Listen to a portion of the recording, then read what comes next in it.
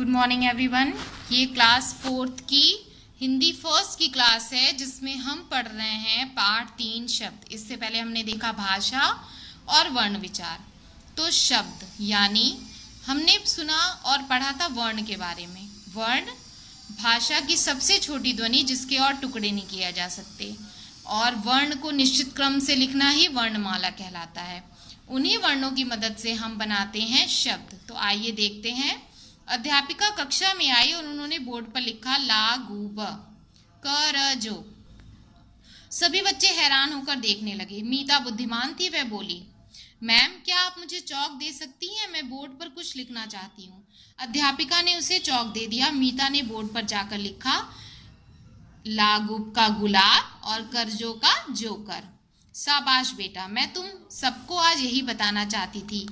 अगर तुम वर्ण के किसी समूह को ऐसे लिखो कि उसका अर्थ निकले तो वह शब्द बन जाता है। ऊपर मैंने भी वही वर्ण लिखे थे जो मीता ने लिखे, पर मीता ने उन्हें सही ढंग से लिखा है। अतः हम कह सकते हैं 2 या 2 से अधिक वर्णों का समूह जिसका कोई अर्थ हो उसे शब्द कहते हैं। जैसा कि आप देख रहे हैं, अध्यापिका ने भी उसी चीज को लिखा था, परंतु उन्होंने वर्ण को एक निश्चित क्रम से नहीं लिखा जिससे एक निरर्थक शब्द बना, यानी जिसका कोई अर्थ नहीं।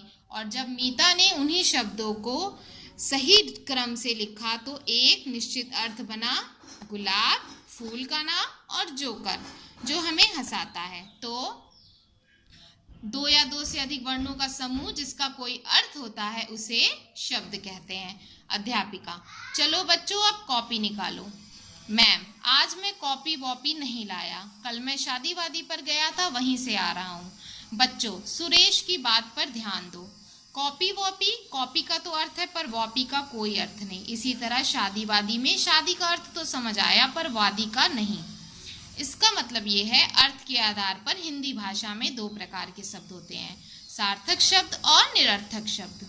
सार्थक शब्द वर्णों के मेल से बने वे शब्द जिनका कोई अर्थ हो वे सार्थक शब्द कहलाते हैं, जैसे किताब, चाय, महल आदि। निरर्थक शब्द ऐसे शब्द जिन्हें हम आम बोलचाल की भाषा में सार्थक शब्दों के साथ प्रयोग करते हैं वे निरर्थक शब्द होते हैं, जैसे चाय, वाय, खेलने वेलने आदि। यहाँ पर वाय और वेलने निरर्थक शब्द हैं। तो बच्चों, आपने इस लेसन में देखा कि 2 या 2 से अधिक वर्णों का समूह जिसका कोई अर्थ हो उसे शब्द कहते हैं, और इन्हीं शब्दों से बनता है सार्थक शब्द और निरर्थक शब्द।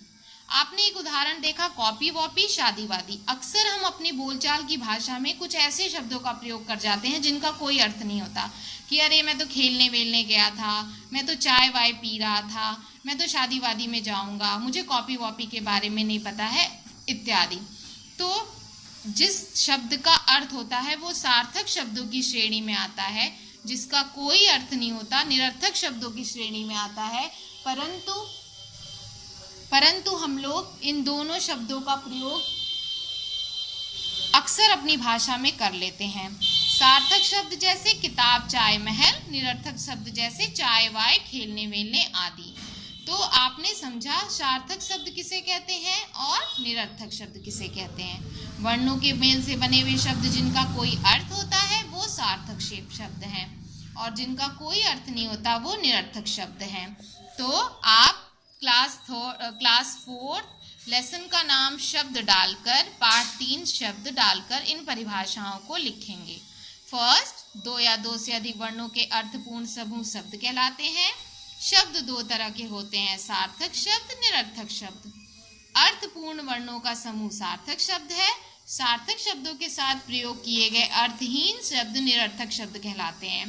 ये बात ध्यान देने लायक है कि हम अक्सर अर्थहीन शब्दों का प्रयोग सार्थक शब्दों के साथ ही करते हैं, जैसे चाय वाय, खेलने वेलने,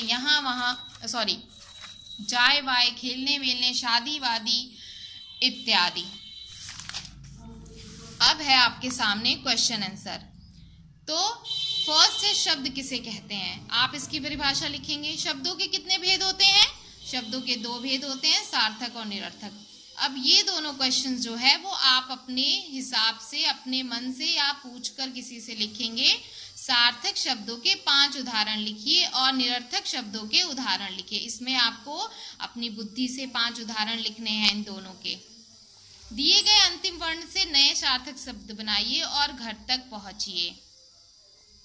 ये एक चित्र में दी हुई एक्टिविटी है। आगे क्वेश्चन नंबर 6 है,